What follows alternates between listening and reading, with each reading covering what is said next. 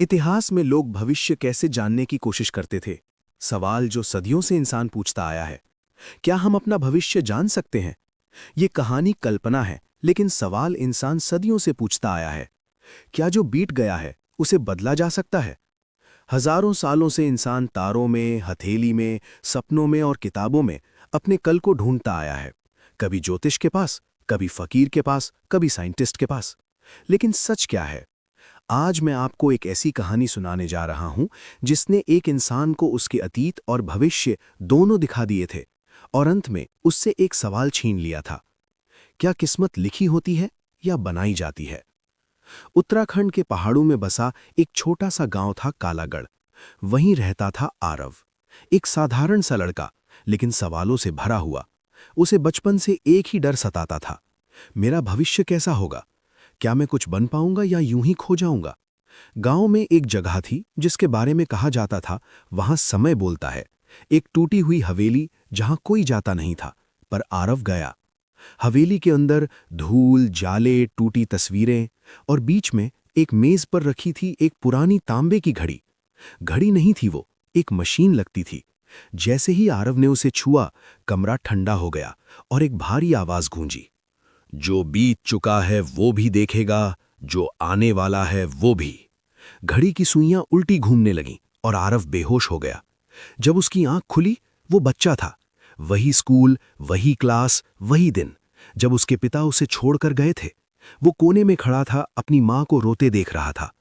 और पहली बार उसे सच्चाई दिखी। उसके पिता किसी और औरत के लिए नहीं गए थे। वो एक गुप्त मिशन पर गए थे और लौटे ही नहीं। आरव टूट गया। उसने चिल्लाकर कहा, पापा मत जाओ। लेकिन समय ने जवाब दिया, अतीत सिर्फ दिखता है, सुनता नहीं। एक झटका और अब वो 40 साल का था। सूट पहने, थका हुआ, अकेला। दीवार पर एक फोटो टंगी थी, उसी की मां की। नीचे लिखा था स्वर्गवासी। टेबल पर दवाइयां और एक न्यूज कटिंग। वैज्ञानिक आरव शर्मा की रहस्यमयी मौत। उसे अपनी ही मौत दिख रही थी। उसे दिखा वो बहुत बड़ा आदमी बना, पर बहुत अकेला।